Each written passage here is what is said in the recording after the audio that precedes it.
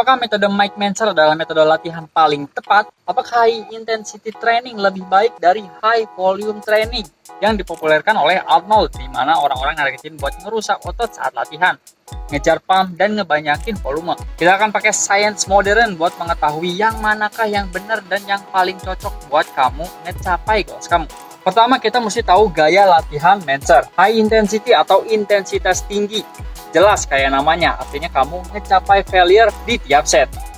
Low volume, biasanya satu set per gerakan per grup otot. Frekuensi rendah, 48 jam atau lebih antar latihan.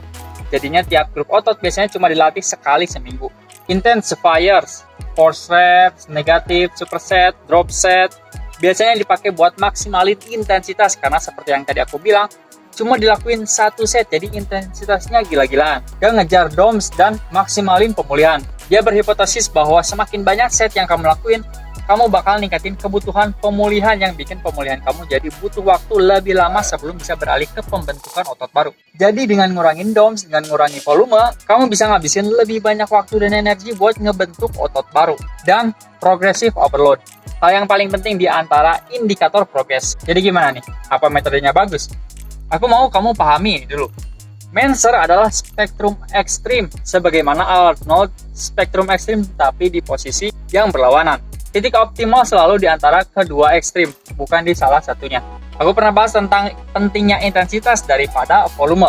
Kedua latihan ini, baik Mentzer maupun Arnold, bisa ngasih hasil yang bagus, tapi metode Mentzer lebih efisien, produktif, dan praktis. Oh, berarti Mentzer dong yang benar? Enggak juga. Mentzer lebih mendekati kebenaran daripada Arnold berdasarkan science modern.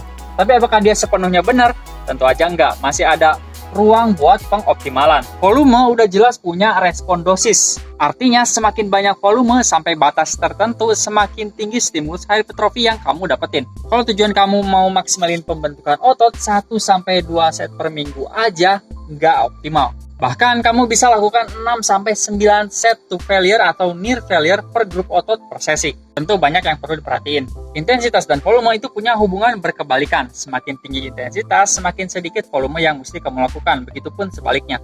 Aku saranin mulai dulu dari 3-10 set sampai failure per minggu. Emang kamu bisa ngasih stimulus besar cuma dalam satu set. Tapi kalau kamu ngelakuin lebih banyak, kamu bisa kasih lebih banyak stimulus lagi. Frekuensi, seminggu sekali per grup otot itu minimum kalau mau ngebentuk otot.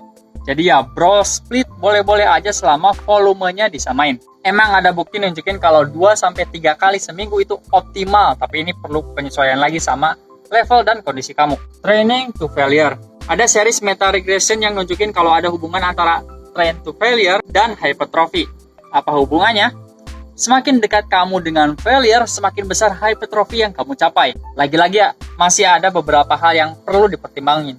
Orang-orang biasanya langsung telan aja, akhirnya mereka ngerasa harus atau wajib buat ngecapai failure di tiap set, padahal enggak juga. Karena penelitian ini juga nunjukin kalau hypertrophy bisa dicapai dari 0-10 RIR atau reps in reserve. Tapi tentu aja makin banyak RIR-nya, makin kecil stimulus hypertrophy-nya. Aku saranin kamu buat targetin 0-2 RIR aja. Intensifiers atau peningkat intensitas, misalnya drop set, superset, negatif atau eccentric dan sebagainya. Ini adalah cara yang kurang efisien karena bisa ningkatin kerusakan otot. Dan repetisi pada drop set atau superset kurang stimulatif jika sudah mencapai failure awal. Jadi terkecuali superset antagonis, peningkat intensitas lainnya kurang efektif. Kerusakan otot memperlama waktu pemulihan. Udah sangat jelas di banyak video kami aku jelasin kalau semakin banyak kamu ngerusak otot di gym, makin lama pemulihan kamu dan semakin sedikit pertumbuhan otot kamu. Mentzer bilang progressive overload adalah indikator adaptasi terbaik. Ini udah benar. Sekarang aku mau kasih tahu kamu cara implementasiin pembahasan di video ini kalau kamu mau latihan dengan intensitas tinggi. Metode Mentzer belum sempurna. Sekarang aku mau kasih penyempurnaan dari saya dan literatur yang berkembang. Pertama, mulai dengan 3-10 set per grup otot per minggu. Lakukan close to failure atau to failure. Latihan tiap otot minimal sekali seminggu. Growth split boleh kamu pakai. Kalau mau lebih 2-3 kali juga nggak apa-apa, asal kamu bisa pulih setiap kali otot itu mau dilatih.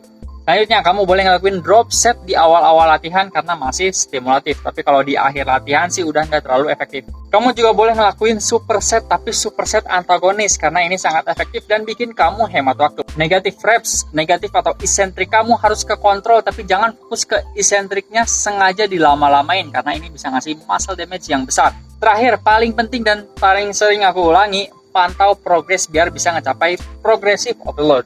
Kalau kamu belum ngelakuin ini juga setelah aku berbusa-busa di banyak video, aku nggak tahu kenapa kamu masih nonton video-video workout berdasarkan science kalau nggak mau nerapin hal fundamental kayak gini.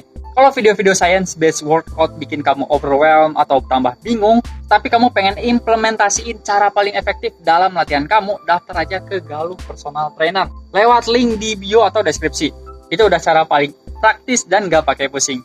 Itu dia pembahasan tentang latihan ala Mike Mentzer. Sangat menarik ya, dia sangat pintar, praktis, inovatif, dan berani di zamannya. Bahkan ketika udah meninggal pun banyak penelitian yang membenarkan teori-teori dia. Aku senang bisa bahas ini buat kamu. Kalau kamu pengen aku bahas topik lainnya, silahkan tulis aja di komen. Jangan lupa like dan share video ini dulu dan follow buat dapetin konten berkualitas lainnya. CPT out.